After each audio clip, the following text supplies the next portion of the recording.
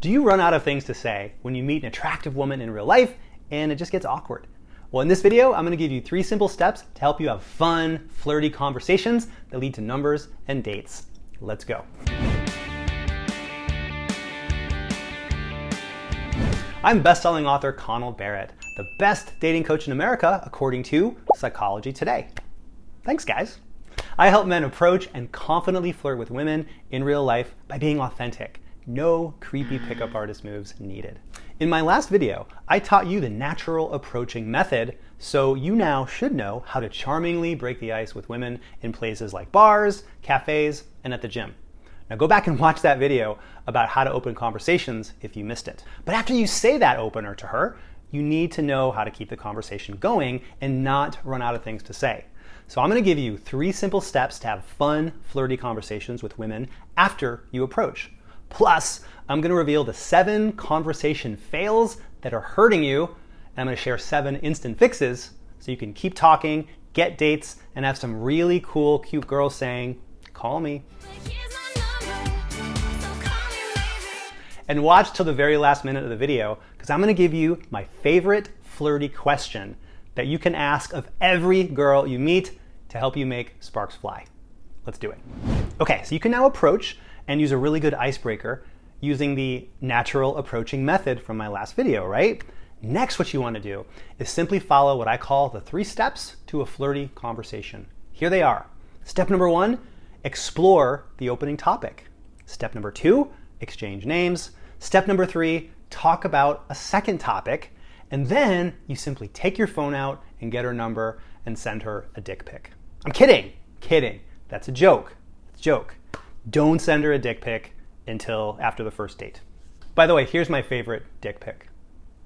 Okay, so these 3 steps to a flirty conversation. Sounds pretty simple, right? The nice thing is, this way you're not going to have to memorize anything or use weird fake nags or cheesy lines. You get to be your real, authentic self with women. And that's kind of the whole point. Contrary to what these other guys on YouTube say, these so-called experts, women do not want to be gamed or picked up, and they don't want some guy memorizing lines. Women want to meet a real, charming, authentic gentleman. Because mom was right. Girls like you for you. So let me break down the 3 steps to a flirty conversation. Step 1, explore the opening topic. So whatever topic you chose as that opening icebreaker, simply talk about that thing and let it happen naturally. So let's say you complimented her tattoo. You could ask her the story behind the tattoo, how she got it. Let's say a cute girl is with her dog. You could ask her, hey, how did you name your dog? How did you choose that kind of dog to get? I once approached a bright, beautiful woman in Barnes & Noble. She's in the fiction section. And my opener was, hey, it's nice to see that pretty girls still read books. Her eyes lit up. That's a compliment opener, an authentic compliment, and it made her just light up. Then I asked her, what's your favorite novel? She says To Kill a Mockingbird. I said Moby Dick. Next thing we know, we're talking about literature and having a great, fun, intellectual conversation. And all I did was continue exploring the opening topic. So when you start a conversation with a woman, you must lead the conversation. It's up to you. Dating and flirting and conversation, it's all a dance. And it's the man's job to lead that dance. Don't expect her to lead it. You have to lead it. Lead the conversation. Women love it. Lead, lead, lead. So think of your topic for that first opener as a conversation thread, and just follow that conversational thread. The thread might run out in 30 seconds, it might be 5 minutes, it doesn't really matter. Just let that thread continue of its own momentum, and then you move to step 2, exchange names. This step is as easy as it sounds. You simply say, oh hey, by the way, my name is Connell, or whatever your name is, and then say, what's your name? And she'll tell you. This step is very important because as soon as you and this woman exchange names, you're no longer 2 strangers who are talking at a bar or a bookstore or a park. You're 2 people who are now moving towards something more personal and potentially romantic. And the other great thing about exchanging names is you now know her favorite word. Her favorite word in the English language is her first name. And this is a great way to keep the conversation going because maybe you meet a woman with an unusual name. You might say, oh, Layla. I've never met a woman named Layla. What's the story behind your name? And who knows, she might have a great story about how her parents are huge Eric Clapton fans. Regardless of what the story is, she's gonna love talking about her name because it's her favorite word. My single favorite word is Connell. My second favorite word, gabagool. I love gabagool. I'm a big Sopranos fan. Gabagool. A slice of gabagool. The gabagool. Gabagool. And the word gabagool, it's delicious and funny, kind of like me. Step number 3, talk about a second topic. You just change to a new topic after you exchange names. That's all. It's that simple. If it comes naturally, great. A topic might arise. If it doesn't come naturally, here's what you do. Play a quick mental game of Family Feud. You know the game show Family Feud, right? Where they show like the top 3 answers of something. Name something specific of Leonardo DiCaprio's that you like to hold. The Mona Lisa is painting.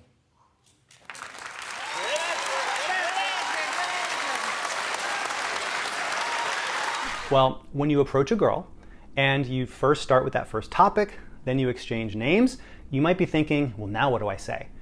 Don't ask yourself, what do I say next? Ask yourself, what 3 topics make total sense in this situation? If you're in the moment and reading her and where you are, topics are going to come to mind naturally. So for example, I once approached a super cute woman in the frozen food section of Whole Foods, and it was the week between Christmas and New Year's. So the 3 topics that came to my mind, just like the Family Feud board, number 1 was, what did she do for Christmas? Number 2 was, what kind of a healthy food was she shopping for and what was she going to make for dinner that night? And the third topic was, what's your New Year's resolution? What are you going to do for New Year's and what's your resolution? So try not to plan in advance what to talk about. That's going to make you robotic and in your head. Figure it out. Be spontaneous. Women love spontaneous men. Play the Family Feud. What topics make sense to discuss? If you're at the club, talk about the DJ. If she just finished yoga class, talk about yoga. If you're in line for a $7 crappy coffee at Starbucks, talk about how overrated Starbucks is, or debate iced coffee versus hot coffee. It's just basic chit chat. Because here's the deal, bro. When you freeze up, when you run out of things to say, it's not because you lack conversational skills. It's anxiety. It's because you think, oh, I got to do good game. I have to say amazing things. I got to attract her. No, you don't.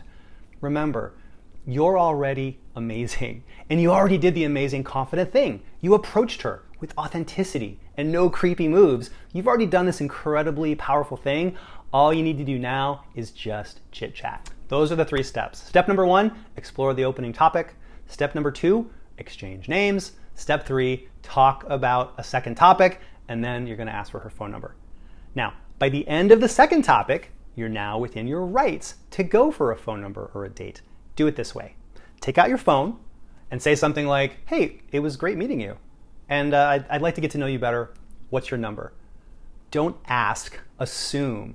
Take out your phone just assuming that she's going to follow your lead. This makes it much more likely that she'll say yes, because women love a confident, certain man. So don't say, can I maybe get your number?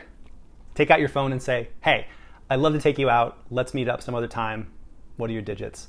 And that's going to get you so many phone numbers. That's it. Pretty simple, right? Now, there are 7 fails you have to watch out for. So let's identify the 7 conversational fails that can kill your interactions and cost you dates. But don't worry, I'm also going to give you 7 fixes. Conversational fail number 1, you run out of things to say. Now, this is the big one, right? It's probably why you're watching this video. You run out of things to say. Here's another fix for it. I want you to use the 80-20 rule. So you lower the bar for how good you think your conversation has to be, and 80% of what you say can and should be you just being normal, authentic, sincere, and only 20% of what you say has to be some funny, cool, flirty move. Remember, you're not doing a TED Talk, you're not doing a stand-up comedy set, you're just talking to a woman, being real, being genuine. So let 80% of your conversation just be normal, small talk, and 20% can be the fun, flirty moves. This makes it so much easier. Conversational fail number 2, long, awkward,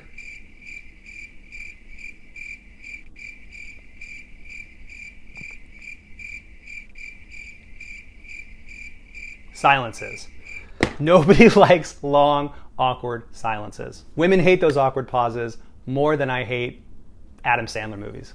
I'm sorry, babe. I didn't mean that. I think they're excellent finger painting. So you have to fill those silences, okay? You've got to figure out a way to fill them. Here's how you do it. have a back pocket question in case of emergency, depending on where you are. So if you're at a coffee shop, put that in your back pocket. You can always ask a woman if she likes iced coffee or hot coffee.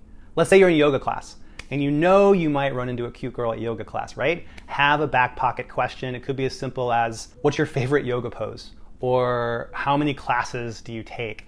If you have that back pocket question, you're probably gonna feel so much more confident and not even need it because you know you've got that backstop. So give yourself that back pocket question to use so you're never ever gonna have to deal again with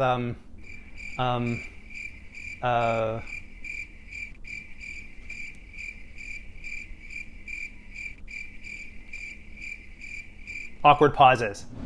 Conversation fail number 3, not asking for her number. This is just a matter of deciding you're gonna get her number. Here's the fix. If you like her, if it's going reasonably well, ask for her number. Don't settle for just a nice conversation. Remember, lead things somewhere. Here's a quick story. This story will inspire you. One summer afternoon, I was being a wingman for my client, Joel, who I had left sitting on a park bench with a beautiful brunette. My client was doing amazing. I left to talk to another client. When I come back, I see the woman sitting by herself and Joel is somewhere else. I find Joel sitting a ways away with his head in his hands and he looks so depressed.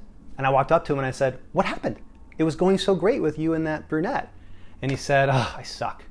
I screwed up." And I said, "What do you mean?" He said, "Yeah, it was going great, but I chickened out and I didn't ask her out. I'm useless." And I said, "Dude, it's all good. She's still there." She was still sitting there. I said, "It's not too late. Let me ask you this," I said to Joel. "What's the most honest, authentic thing you could say to her right now?" And he said, "Well, if I was being really honest and authentic, I'd walk back over there and I'd say, 'Hey, I wanted to ask you out before. I got nervous because you're so pretty, but I like you and I want to take you out on a date.'" So I said, boom, that's what you need to say and do. So Joel marches back over to this woman, and I couldn't hear the conversation because it was too far away, but I saw from a distance as she sat there. He approached, she looked up, he said his piece, she smiled, and she put out her hand and basically said, "Give me your number, give me your phone." And she put her number in his phone. So please don't settle for just a nice conversation. Every single woman you talk to, if you feel like it's going reasonably well, take out the phone at some point before it's done and say, "Hey, I want your number. I want to take you out." You're going to regret it if you don't. So take that action. Conversation fail number 4, only asking questions. Women don't want to be interrogated. They don't want to feel like they're in the back room at the NYPD under a hot light. Where were you on the night of January 14th? They want a connected conversation. So the fix is this. For every question that you ask her, answer that same question as if she had asked you. So if you say to her, "Hey, what brings you to the mall today?" She might say, "Oh, I'm buying shoes." Great. Then you answer your own question. You would say, "Oh, cool. I came out to do some jean shopping, but right now, looks like I'm pretty girl shopping." So you can offer answers to any question you ask her. This makes sure that you are making statements and offering something to the conversation and not coming off like some interrogation. Conversation fail number 5, asking boring questions. So the 2 kinds of questions that women are sick of are yes or no questions and informational, logical questions. Like, what do you do? When did you graduate? So the fix is, instead of yes or no questions, ask open-ended questions. Ask questions like, why did you go to that college? Or where were you last night? What did you do last night? Why do you like that hobby? Why do you enjoy skiing? So instead of yes or no questions, ask open-ended questions that might start with words like why, or how, or where, okay? And instead of logical questions or only informational logical questions, ask questions that have an emotional component to it. They're infused with emotion. So for example, you might follow up the question, what do you do, with what do you love most about your job? Instead of when did you graduate college? You might say, what did you enjoy most about going to that college? So you can also start off questions with the phrase, how did it feel? Women love talking about topics through the lens of emotions, and it just feels good to them. And if she feels good talking to you, she's going to want to keep feeling the good feels and go on a date with you. Conversation fail number 6, talking about yourself in a boring way. What's boring?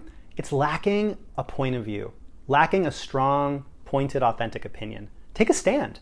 Women are drawn to expressive, bracingly honest men, so cultivate expressiveness and being extra honest. Here's a fix. 2 tips. One is you can use your hands and your body to be more expressive. Talk with your hands. There's a big difference between talking like this and talking with your hands. Move your body, move your head, use some nonverbals. This makes you come across as more charismatic.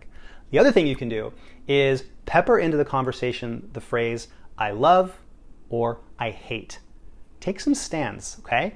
If her favorite movie is Father of the Bride and you hate that movie, you can say, oh my God, I hate that movie. You have terrible taste in movies. If her favorite band is Coldplay, like my favorite band, nerd, then you could say, oh my God, I love Coldplay, or I love that you like that band too. One of the ways to be attractive to women and keep the conversation going and keep her interested in you is letting that authentic, raw, unfiltered expressiveness come out. So find things that you genuinely love and tell her you love them, and also find 1 or 2 things that you might hate, and you might tell her that you hate them. And yes, I've told many women that I hate Adam Sandler movies. And conversation fail number 7, asking for her number too quickly. I once had a client who would walk up to women and his opener was, hey, I'm Jake. Can I get your phone number? Now, I love his boldness, but that's a little too fast on the draw, okay? Easy text. Here's the fix. Do not ask for her number until you have reached the 2-minute mark of a conversation. It takes a woman who just met you at least 2 minutes to even consider going on a date with you, because she doesn't know you. She doesn't know how she feels about you yet. She doesn't yet know how awesome you are until you show it to her. So make your first goal of any approach is hitting that 2-minute mark. And only after you hit that 2-minute mark should you then go for a phone number. All right, here's that bonus I promised you. My number 1 favorite flirty question is, what do you do for fun besides get charming men to come flirt with you? I'll say it again. Here's how I say it to a girl. So what do you do for fun? I mean, besides getting a charming man to come flirt with you. This single sentence, 15 little words, does 3 really powerful things. First, it keeps the conversation going about a topic that she's going to enjoy, which is whatever the thing is she does for fun. Second is it's cheeky. It's confident. You're calling yourself charming, and that's attractive because that shows you have some self-confidence. Third, and most important, you're playing a very flirtatious man-to-woman card. You're clarifying that this is the story of boy meets girl. You're saying to her, I'm not here just to be friends. You and I are flirting. You're a woman, I'm a man. Why would it be any different? Now, she may or may not want to date you, but she will not put you in the friend zone. In fact, she might end up putting you in the end zone. Okay, you now know how to approach, how to keep the conversation going, and how to ask for a phone number and a date. However, there are a few other things you're going to need to make sure you have those dates and you and she connect and have a great time together. You need to take some anti-flaking maneuvers. You need to know how to approach more than one woman at a time. And you also need to know how to make sure she has a really good time with you on that first date and that she shows up for the date and is excited about it. So watch the next video. I'm gonna go through some of the most frequently asked dating questions guys have about approaching. And by the time you're done, you're gonna be the single most magnetic, confident approacher of women who you know. Check out the next video.